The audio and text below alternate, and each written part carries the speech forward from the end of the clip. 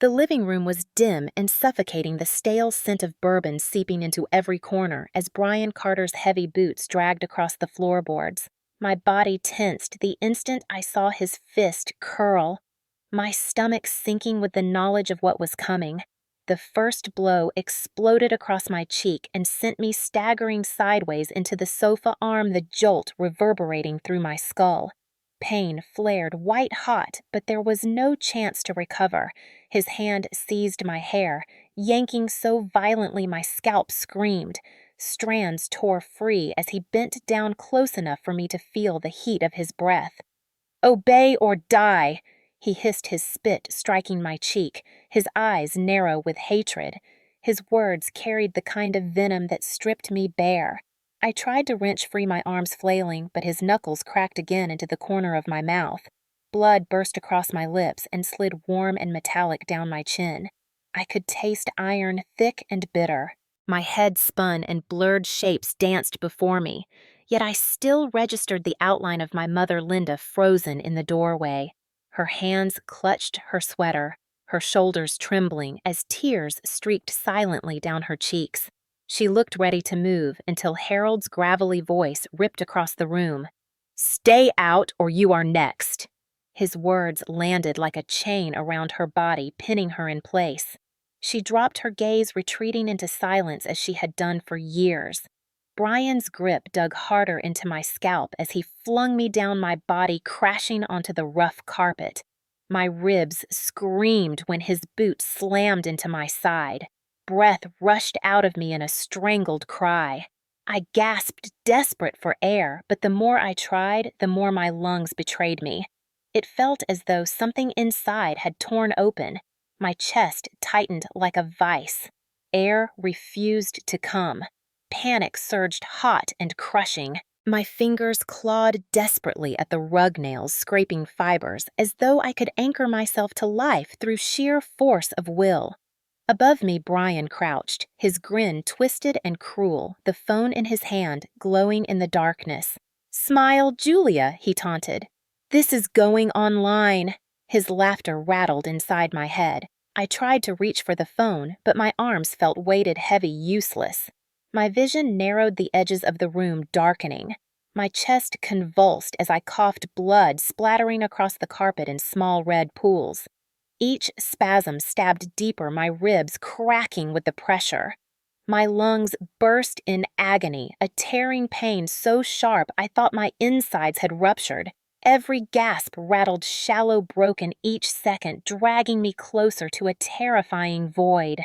I heard my heartbeat pounding so loud it drowned every other sound, hammering out of rhythm, racing, then skipping, then pausing long enough for me to wonder if it had stopped for good. My body convulsed again, and I collapsed fully onto my side, my cheek pressing into the wet stain of my own blood on the rug. My hands twitched weakly, but I could not push myself up. My eyes fluttered open and closed, catching only glimpses of movement. Harold leaned back in his chair with his drink, watching with cold detachment.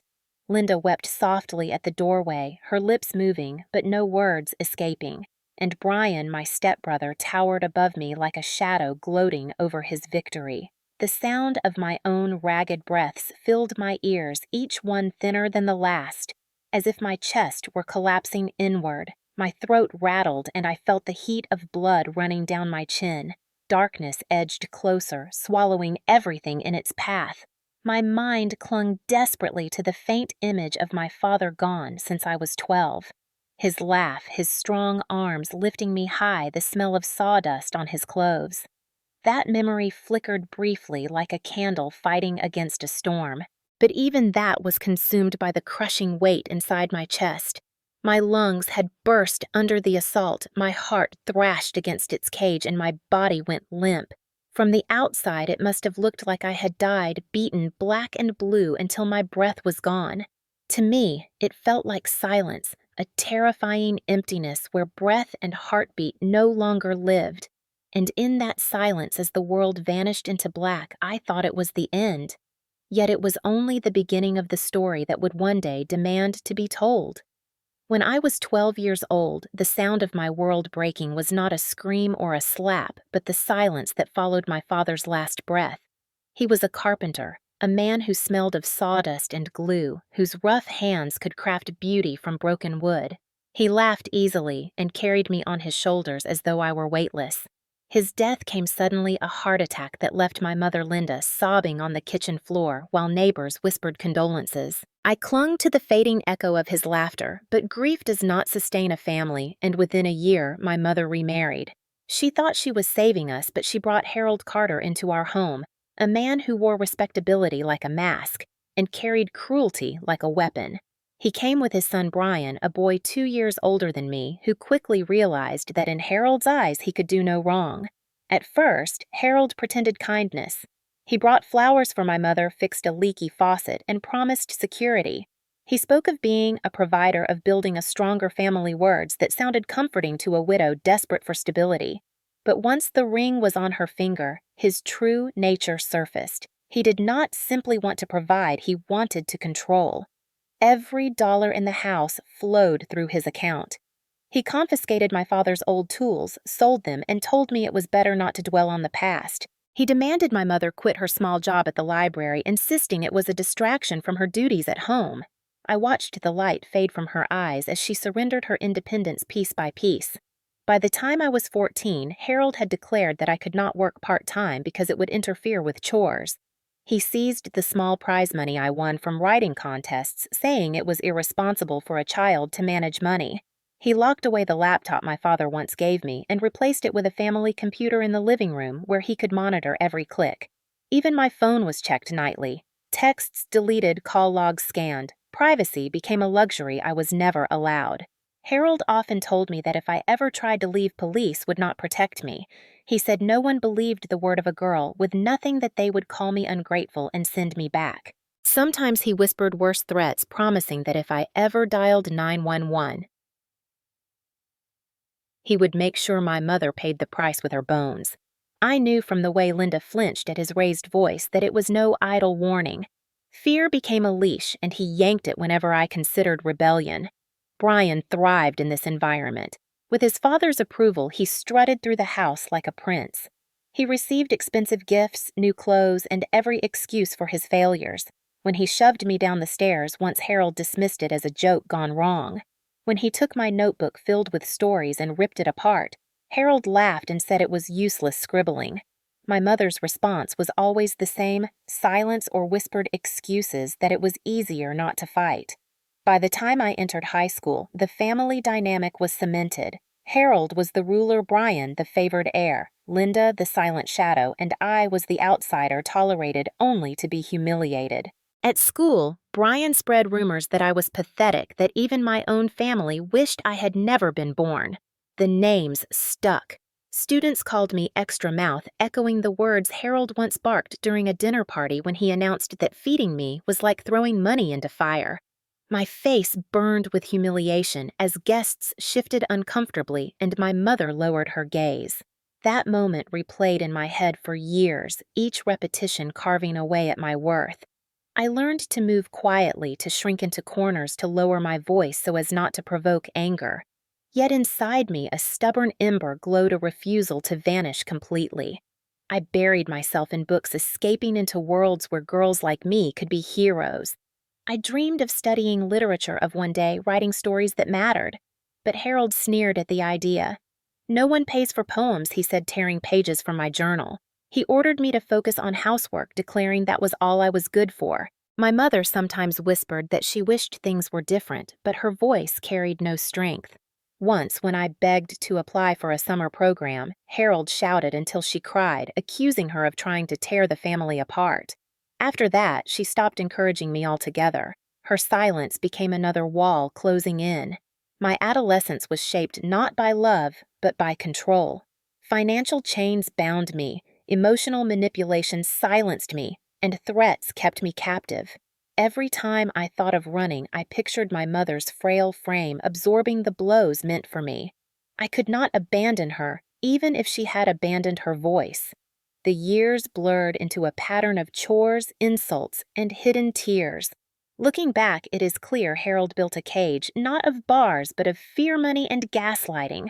And inside that cage, I withered convinced that perhaps I truly was nothing more than an extra mouth undeserving of space breath or dreams. Yet even then, that ember of defiance smoldered quietly, waiting for the day it would ignite. The first time I realized I had been completely erased from the family was the evening Harold invited neighbors over for dinner. The table was set with the good china, the roast filled the house with the scent of garlic and rosemary, and for a brief moment I thought maybe the night would pass without incident. But Harold had already been drinking, his cheeks flushed, and his words growing louder with every sip. When the conversation drifted to household expenses, he leaned back in his chair, smirked, and declared loudly that feeding me was like throwing money into fire. "She is just an extra mouth to feed," he added while raising his glass. The words hung in the air like smoke, choking every bit of air from my lungs. The neighbors shifted uncomfortably, some staring at their plates, others forcing nervous laughs. My mother sat rigid, eyes darting toward me, but quickly dropping down again, lips pressed into a thin line. She said nothing. Not a word of defense, not even a whisper of protest. Brian grinned wide and kicked me under the table, delighting in my humiliation. I felt the heat rush to my cheeks, my body burning with shame as I stared at the roast on my plate, and wished I could vanish into the floor. That night branded me with a new name. At school, Brian repeated the story, mocking me in the hallways. Soon others joined in calling me extra mouth every time I passed. The nickname stuck echoing through classrooms and corridors, turning my humiliation into public entertainment. I carried it like a scar, one I could never scrub clean.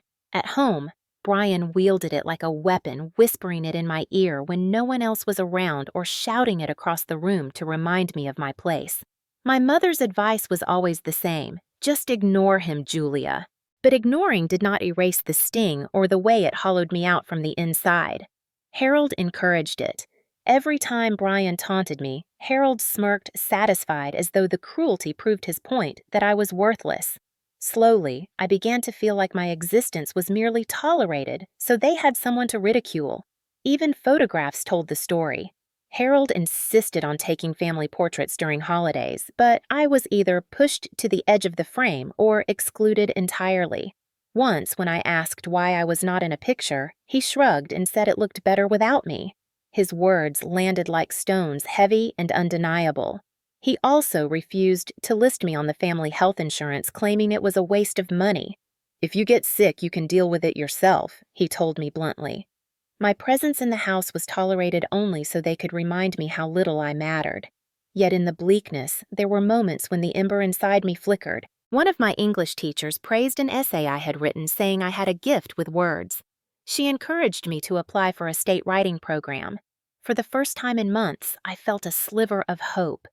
I rushed home, clutching the application like it was a lifeline, but Harold intercepted it before I could finish filling it out. He tore it in half while sneering that no one pays for poems.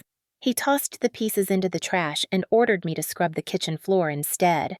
The sting of that rejection cut deeper than any bruise. Brian found out about it and mocked me mercilessly at school, telling everyone I had tried to run away with my silly stories, but even my family knew I was useless. Laughter followed me through the hallways, sharp and cruel. The cycle of humiliation seemed endless.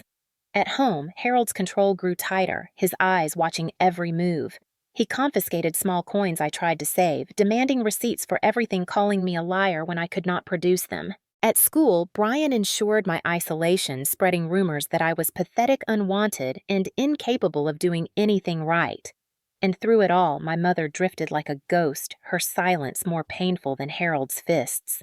She sometimes whispered apologies at night, her voice trembling as though she was ashamed of her own cowardice, but the next morning she would fall back into silence. Each time she turned away, a piece of me hardened anger taking root alongside sorrow. Emotional undulation defined my days, humiliation that cut like a blade, a glimmer of validation from school, then crushing dismissal at home. I was erased bit by bit until even I began to question my worth. Still, somewhere deep inside that ember of defiance smoldered faint but alive, waiting for the moment when it could ignite into something more than survival. Lucas Grant had been a friend from middle school, someone who remembered me before Harold and Brian turned my life into a nightmare, and when I saw him again as a nursing intern at the local hospital, my heart skipped a beat, though I tried not to show it. He smiled at me one day during a clinical rotation, and his eyes held a warmth I had not seen in years. A recognition that reminded me of who I had been before my existence became a burden to my family. He said casually, "Your words matter." Julia, as if he knew the walls around me had been built not by bricks, but by ridicule and fear, and in that instant I realized someone outside my family still saw me as more than a shadow. That night, I returned to my room, closed the door, and pulled out a worn notebook I had hidden under my bed for months, the pages filled with scribbles and stories no one would ever read, not my mother, not Harold, not Brian. I wrote for hours, pouring my anguish, humiliation, and fleeting hopes into the pages, feeling a strange sense of liberation with every word. Each sentence was a whisper of defiance, a silent rebellion against the suffocating control of Harold and the mockery of Brian. But even as I felt this tiny spark of hope, the reality of my prison slammed back. Harold had grown increasingly vigilant. He monitored my movements, checked my bag and pockets, forbade me from social media, and insisted I report every detail of my day to him. If I stepped out of line, he reminded me of his power, his voice low and threatening. "Stay out of line, Julia, and you know what will happen." Fear wrapped around me like a heavy blanket, keeping me obedient, keeping me silent, making me endure the bruises both visible and invisible. I had to hide my new notebook, the only place where my thoughts were free, and I bought an old phone without a SIM card, storing it beneath the mattress to jot down notes and record small pieces of evidence when Harold drank too much or lost control. Emotional undulation defined every hour. The sweetness of being seen by Lucas contrasted sharply with the terror of Harold discovering even a scrap of my hidden life. I practiced smiling for him, appearing obedient and cheerful in his presence, while secretly my hands shook as I clutched my notebook. I imagined telling Lucas everything, showing him the depths of my despair, hoping he would understand and not recoil at the truth. But then I remembered what would happen if Harold found out the sharp words, the fists, the way he could make my mother cower, and my hope faltered. I had to be clever, patient, biding my time until I could act without endangering anyone else. And yet, in those quiet moments, scribbling into my notebook and imagining a world where I could breathe freely, I felt alive in a way I had not in years. The ember inside me glowed, fragile but stubborn, and I realized that even if my body and voice were trapped, my mind could remain free, plotting, recording, remembering, preparing. Lucas's attention, however brief, became my lifeline. Every encounter reminded me that I was more than the sum of the abuse, more than the echo of Harold's threats and Brian's cruelty. It was enough to start believing that someday, somehow, I could reclaim my life. The hope was small, fragile, but it existed, and for the first time in a long time, I allowed myself to imagine a future where I was seen not as an extra mouth, not as a punch bag, not as a shadow, but as Julia Bennett, a person who could survive, resist, and perhaps even thrive despite everything. Each night I whispered to myself, "Your words matter. Your life matters," and in the darkness, under the oppressive weight of fear and control, I nurtured that hope like a tiny flame, knowing that someday it might grow into something unstoppable. And though Harold paced the floor above, drunk and angry, and Brian threw sneers from the couch, and my mother pretended not to notice, I wrote as if survival depended on every word, and maybe it did, for in those pages I began to rebuild myself brick by brick, even if the real world continued to ignore me. Emotional undulation consumed me constantly, the thrill of being acknowledged, the terror of discovery, the joy of creation, the despair of oppression. But in that chaos, I began to understand that resilience could be born in silence, that strength could be nurtured in hidden spaces, and that the day I acted would come when the world would finally see the truth. And until then, I wrote, and I remembered, and I breathed, each inhale a quiet rebellion, each word a small act of defiance, each sentence a step toward the life I knew I deserved.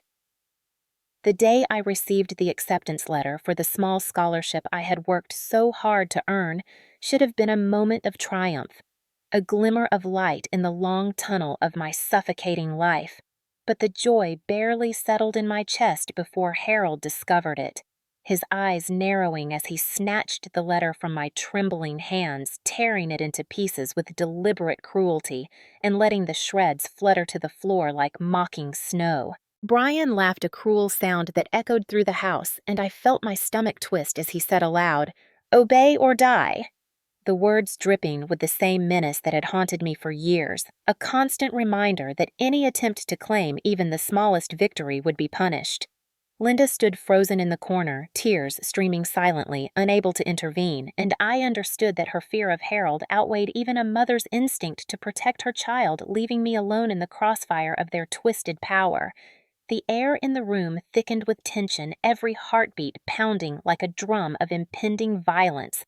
And before I could even process what was happening, Brian lunged his fist, connecting with my jaw with brutal force, sending pain shooting through my skull and forcing me to the floor. The metallic taste of blood filled my mouth as I tried to curl into myself to protect what little remained of my dignity and body. But Harold grabbed me by the shoulders, shaking me violently, his face twisted with anger and control, yelling, "You think you can defy me, Julia. You think you are allowed to have something that belongs to no one but me." My lungs burned, sharp pain stabbing through every breath, the faint crackling of my ribs, reminding me of the fragility of the body trapped under their dominance, and I felt a terrifying pressure, as if my chest could no longer contain the air, the sensation of my lungs on the verge of bursting, making each inhale an ordeal. Brian, not content with just striking me, began filming the assault on his phone, taunting me with mocking laughter. "Obey or die!" He repeated his words, blending with the sharp exhalations of my own gasps, making me feel as though the room itself conspired against me. My mother, Linda, sobbed silently, hands covering her mouth, her inability to act a sharp arrow of betrayal piercing through my heart, a reminder that love could be paralyzed by fear. And in that moment, I understood why I had endured so long, why the abuse persisted, why leaving seemed impossible. It was not because I lacked courage, but because the stakes were lethal, because any act of defiance risked escalation, risked harming the only person who might be innocent in all of this. And because the psychological chains Harold had wrapped around my mind had taught me that survival sometimes required submission. The emotional undulation of the moment was unbearable. Terror crashed into me.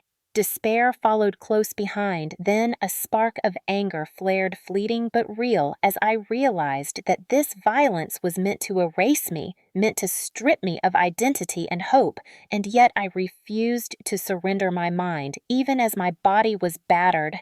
In the corner of my vision, the broken pieces of my scholarship letter reminded me of all the years of effort, the nights of quiet study, the secret dreams of escape and independence, and I silently vowed that I would not allow Harold and Brian to obliterate the parts of me that mattered most. Each punch, each shove, each mocking phrase was seared into my memory as evidence not only of their cruelty, but also of my endurance.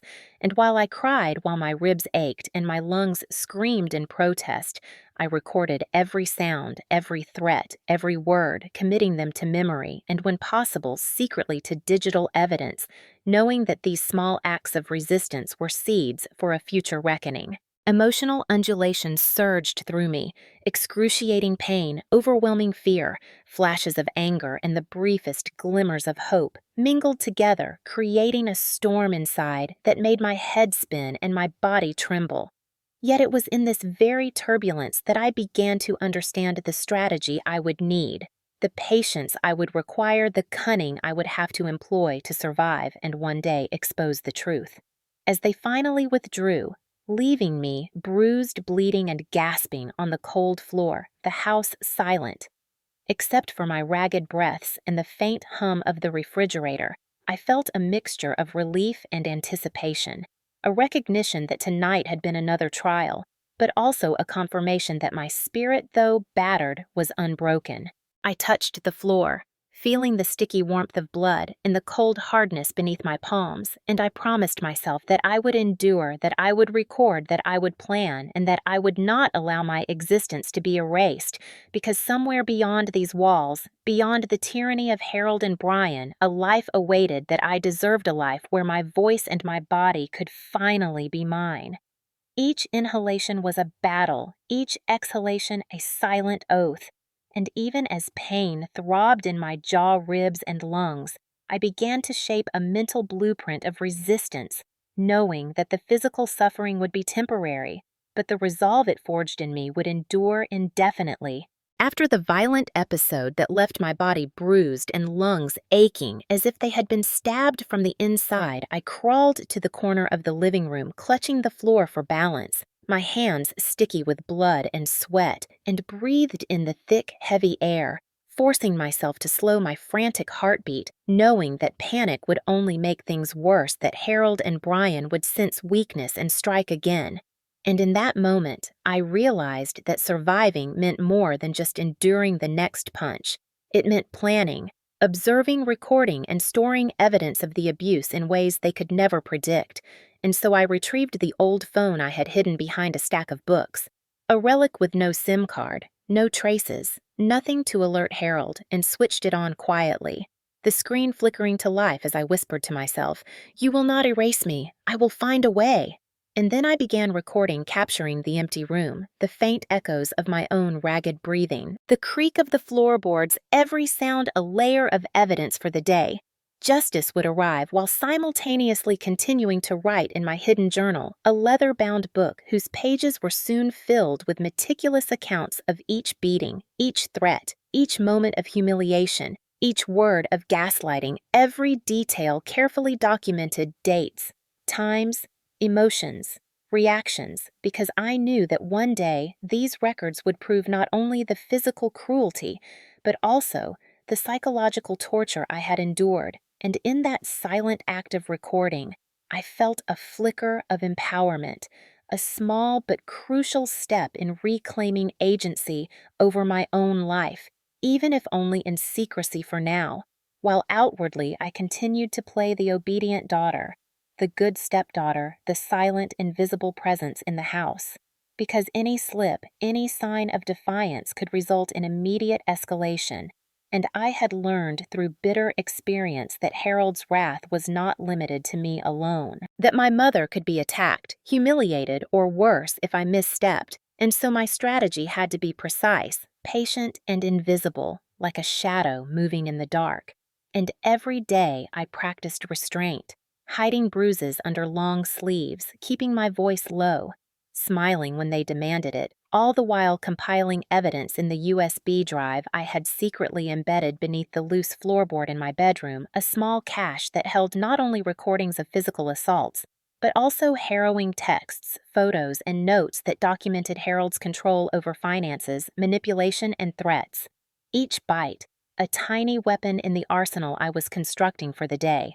I could confront them publicly and legally, and as I sat there in the corner, my body shaking with pain and exhaustion, I visualized the eventual outcome, imagining Evelyn discovering the USB, police responding, Harold and Brian being cuffed, my mother finally able to speak the truth without fear, and me standing not as a victim but as a survivor, a figure who had endured unimaginable suffering and emerged intact even if scarred. And I allowed myself a small, quiet smile at the thought, the first in what felt like years, a fleeting moment of hope that strengthened my resolve, reinforcing that enduring tonight was part of a larger strategy, that submission in the moment did not equal surrender in life, and that each act of compliance, each silent nod, each hidden recording was a deliberate choice, a step toward reclaiming autonomy over my body, my voice, and my future.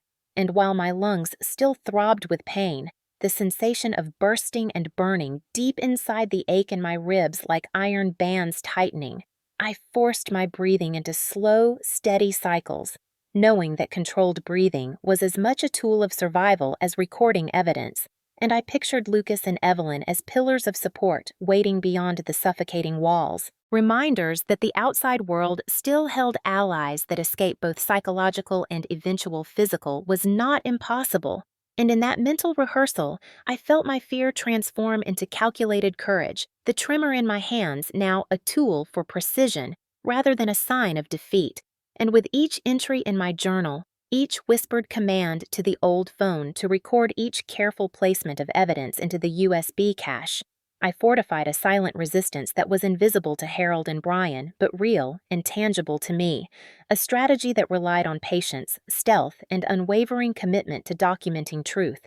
And as night deepened the house quiet, except for the occasional creak of floorboards or distant traffic, I laid back against the cold floor, pressing the journal to my chest, listening to my own heartbeat, each thump a reminder that I was still alive, still fighting in my own way. And as the darkness pressed in from the corners of the room, I allowed myself to feel the full range of emotion: terror, pain, sorrow, and yes, even a tentative hope, knowing that this emotional undulation was part of the process, a reinforcement that my suffering had purpose, that every bruise, every gasp for breath, every quiet tear shed in secret was building toward a future where the violence could no longer touch me.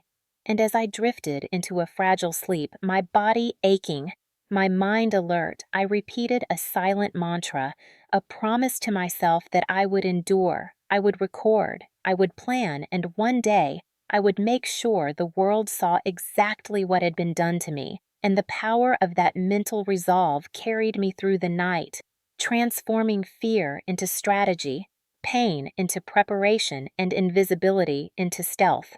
A tactical regroup that ensured that while my body was still a target, my mind was free and in freedom. Even small, hidden, dangerous freedom.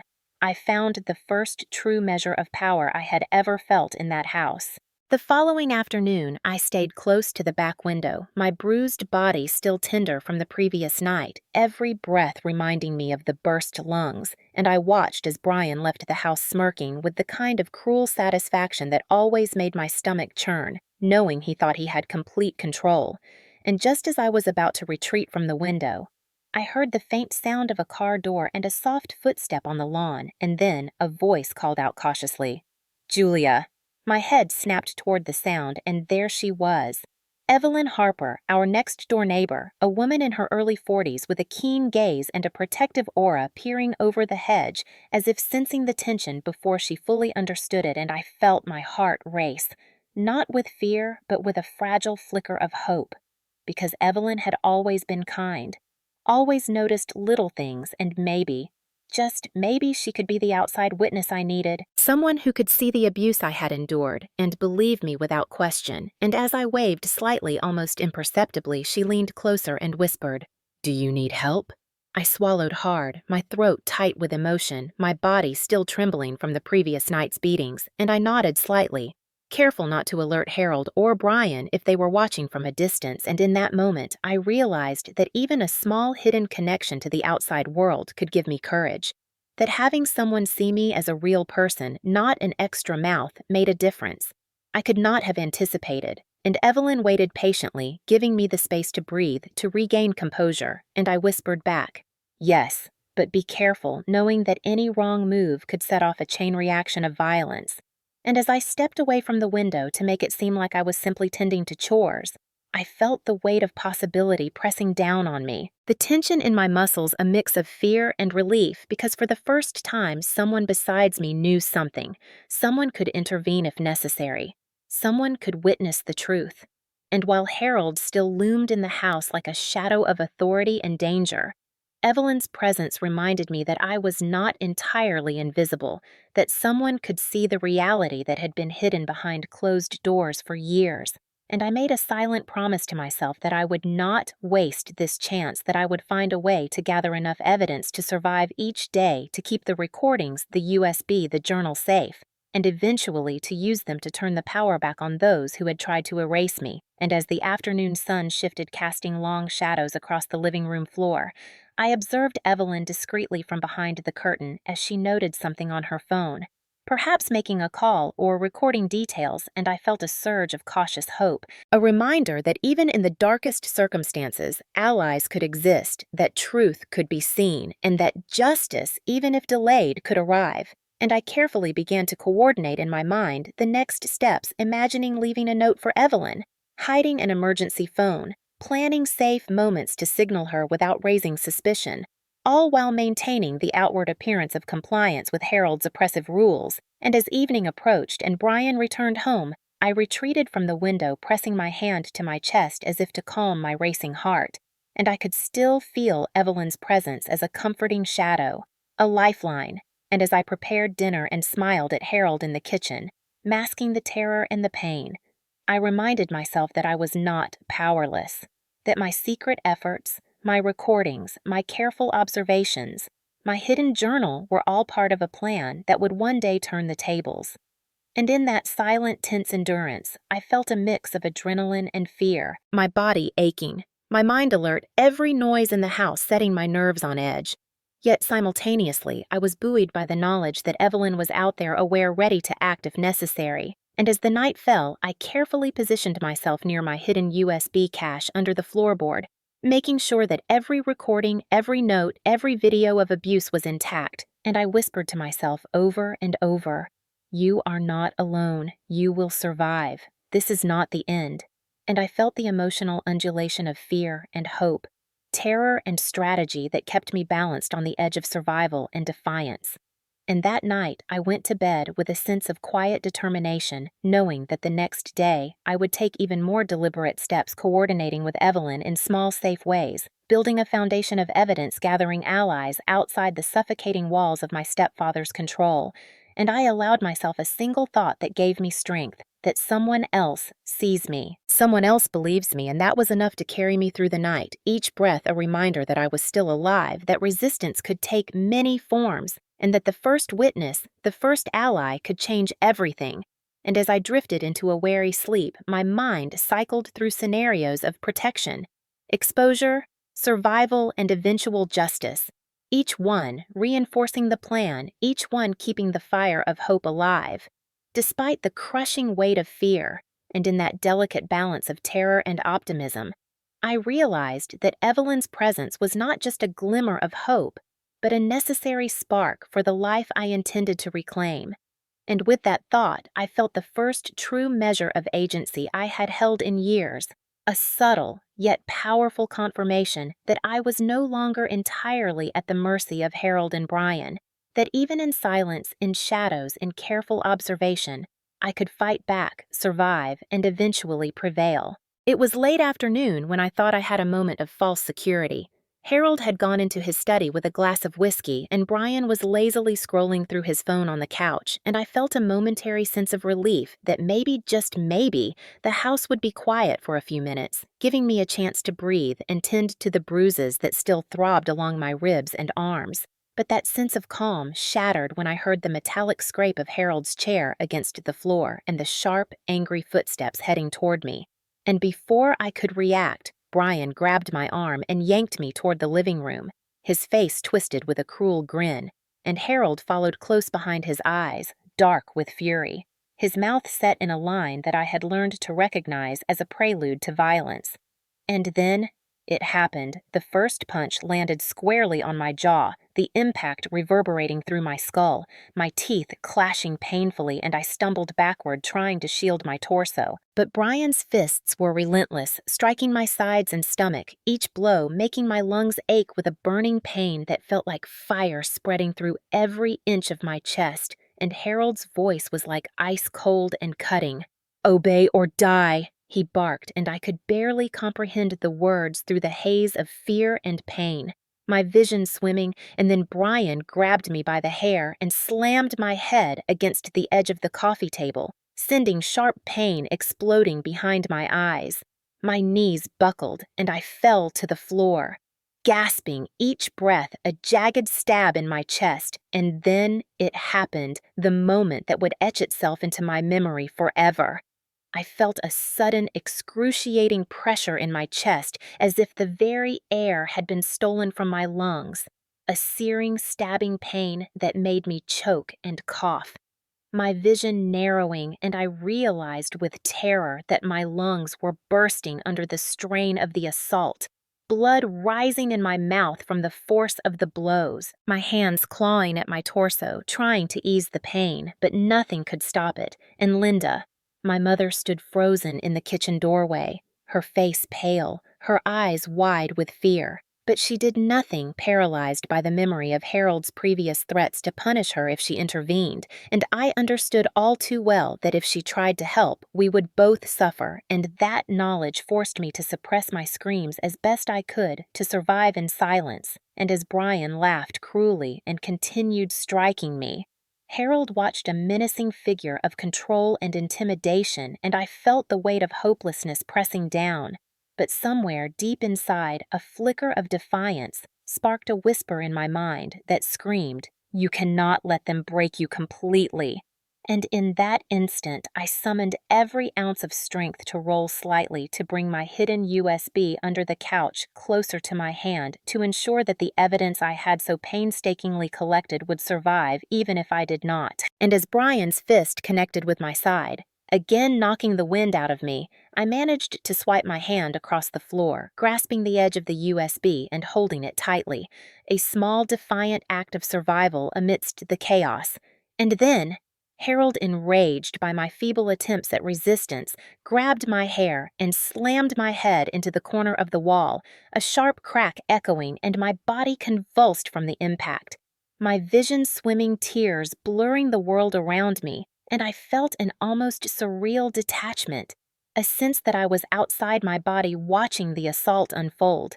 Yet every nerve ending screamed with pain, and the next series of blows from Brian targeted my abdomen, sending me curling in on myself, gasping for air, and the pain in my lungs was unbearable. Each inhale and exhale, a reminder that I was on the edge of collapse, and just as I felt consciousness slipping, a sharp knock at the front door startled Harold, a voice calling out, "I'm calling the police," echoing through the house.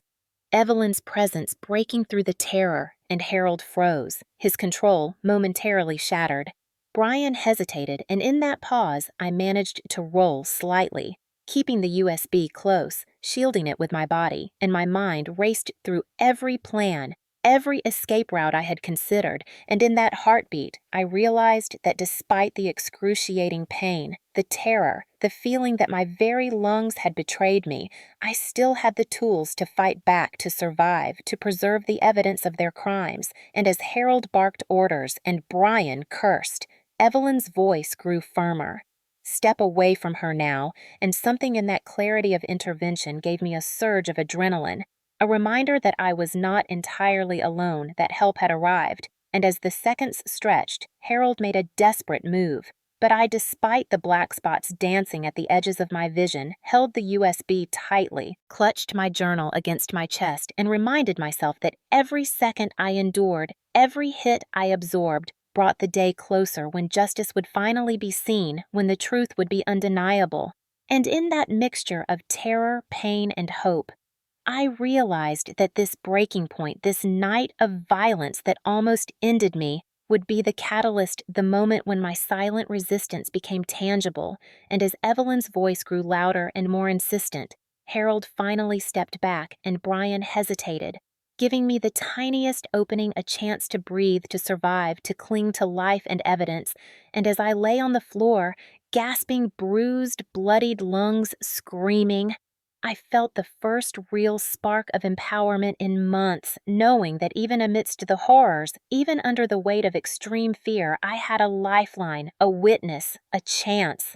And that night, as darkness settled over the room, the emotional undulation from sheer terror to glimmering hope surged through me, reminding me that I was still alive, still fighting, and that my story was not yet finished, that my voice, though battered, was about to be heard, that the breaking point was not the end, but the beginning of a journey toward public exposure, justice, and eventual healing. The morning after the attack was heavy with silence, the air in the house thick with the lingering smell of sweat, fear, and blood, and I could barely move without wincing from the bruises and internal pain. Yet, in that fragile state, I knew I had to act quickly before Harold and Brian could destroy any traces of their violence. So I carefully retrieved the USB I had hidden under the couch and my journal from beneath the floorboards, cradling them like lifelines, and made my way to Evelyn's house. Each step sending stabbing pain through my ribs and chest, my lungs still tender from the previous night's beating, and Evelyn opened the door immediately, her face a mixture of shock and concern as she took in my battered state, but without hesitation she ushered me inside, offering me water and a seat while her hands shook slightly as she dialed the police, speaking clearly and firmly that a violent assault had occurred and that a witness with evidence was on her doorstep. And as I recounted the events, my voice trembling but growing stronger with every word, I handed over the USB and journal explaining where Brian had filmed me, how Harold had orchestrated the attacks, the gaslighting, the threats against my mother, and Evelyn listened intently, nodding and occasionally asking clarifying questions, her presence grounding me, giving me courage, and within an hour the police arrived, their serious expressions betraying the weight of the situation, officers taking my statement meticulously, asking about each bruise, each moment, every threat, and then reviewing the USB eyes, widening as they watched Brian's video recording of the assault hearing. Harold's voice threatening me, seeing the fear in my eyes, the evidence undeniable. And when the officers confirmed the authenticity of the recordings, I felt a surge of relief and validation, tears streaming down my face. Not just for my pain, but for the truth finally being acknowledged. And shortly after the police returned to confront Harold and Brian, both men looked shocked as uniformed officers entered the house, their presence authoritative.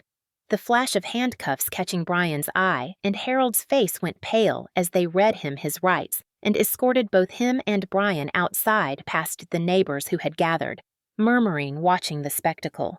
Linda crying openly for the first time in years, whispering, "It's true.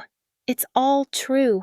And for the first time, I felt the heavy weight of fear begin to lift, a mixture of emotional exhaustion and tentative hope flooding through me, because finally the abuse, the manipulation, the terror that had defined my life was being confronted publicly. And though my body ached and my chest still burned, and every inhalation was a reminder of the violence inflicted upon me, I knew this was the turning point, that the reality of what had happened could no longer be hidden, and I watched as Harold was taken away, shouting threats that fell on deaf ears. Brian struggling futilely against the cuffs, his arrogance finally stripped by the presence of law and witnesses, and I felt a cautious thrill as my story, my suffering, my voice that had been suppressed for so long began to ripple outward, and the officers allowed me to retrieve my mother, guiding her to safety, ensuring she was not threatened, and for the first time in what felt like forever, we embraced the tremors in her body, matching my own, both of us clinging to the knowledge that the nightmare was finally being addressed, that justice was moving forward. And later that day, the news of the arrests spread quietly through the neighborhood, neighbors expressing relief, sympathy, and horror at the extent of the abuse, and some offered their support meals, rides, even listening ears, and I realized the power of exposure, that sometimes survival was not enough, that confronting the darkness publicly with witnesses and evidence could dismantle the chains of control, the fear that had been instilled so deliberately, and I spent the following hours with the police, ensuring every detail was recorded, every account documented, every digital and physical piece of evidence cataloged meticulously, so there would be no room for denial, no loophole for Harold or Brian to exploit. And as I watched the officers leave, giving instructions about restraining orders and temporary protective measures, I felt a complex surge of emotions, the adrenaline of survival slowly fading into the deep ache of trauma. Yet, underneath it all, a seed of empowerment took root. The knowledge that I had endured, that I had documented, that I had reached out for help, that I had not let fear paralyze me completely. And as my mother and I sat together holding each other, I reflected on how far I had come from the terrified girl who had cowered under Brian's fists just nights ago, knowing that this public exposure was not the end of healing, but a critical step toward reclaiming life and agency. And I felt the first true sense of hope, fragile but undeniable, that one day the pain would transform into strength, and the darkness of those nights would be eclipsed by the light of justice, truth, and eventual healing. The days after Harold and Brian were taken away were surreal, the house feeling both empty and safer at the same time, my body still aching from bruises, my lungs tender from the assault. Yet there was a strange sense of liberation in every quiet moment, and Lucas Grant came to visit almost daily, his calm presence soothing, checking on my injuries, bringing food, sitting with me while I wrote in my journal and updated my blog sharing the story that had been silenced for so long. And Evelyn Harper remained a steadfast ally, helping me navigate police paperwork, restraining orders, and the logistics of protecting both myself and my mother, guiding us to local support groups for survivors of domestic violence offering practical advice and emotional grounding. And Linda, my mother, began therapy sessions to untangle the years of fear, complicity, and learned helplessness, sharing tears and stories with me as we slowly rebuilt trust and communication. And I took each morning as a step toward reclaiming my body, my mind, and my agency, starting with gentle stretches, short walks, and mindful breathing to heal my lungs. Every inhalation a small victory over the trauma.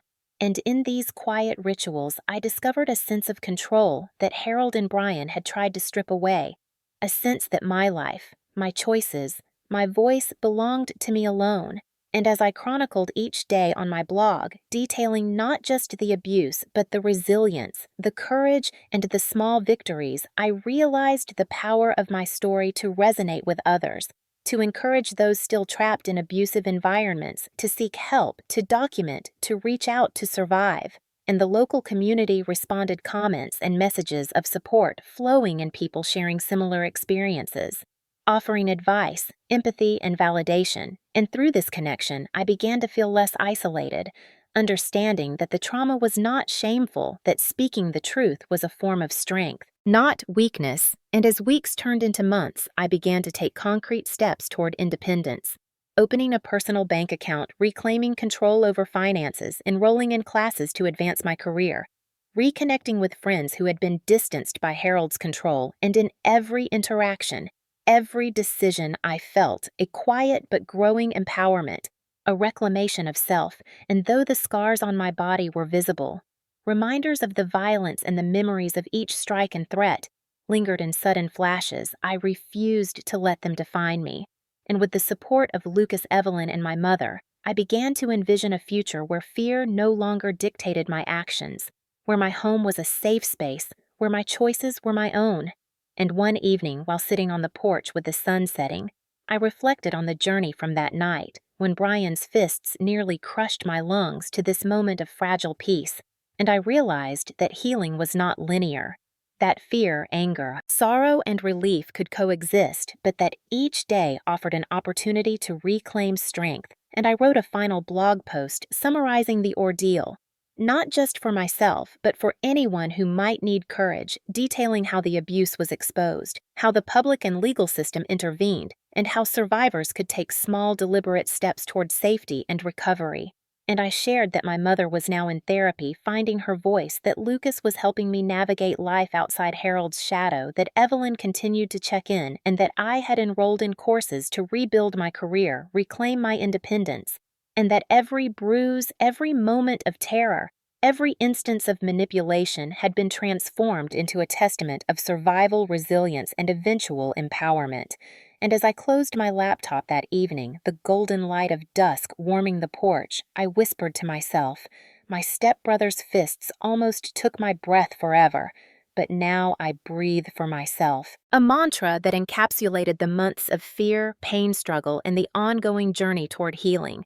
And I knew that while the scars would remain, the control would not, and that justice had been served publicly, the consequences clear and undeniable. And as I inhaled deeply, filling my lungs with air I had earned, I felt a profound sense of closure, hope, and determination to live fully, freely, and unapologetically for myself, for my mother, and for anyone who might be watching, learning that even in the darkest nights, exposure, truth, support, and courage could illuminate the path to survival, justice, and healing.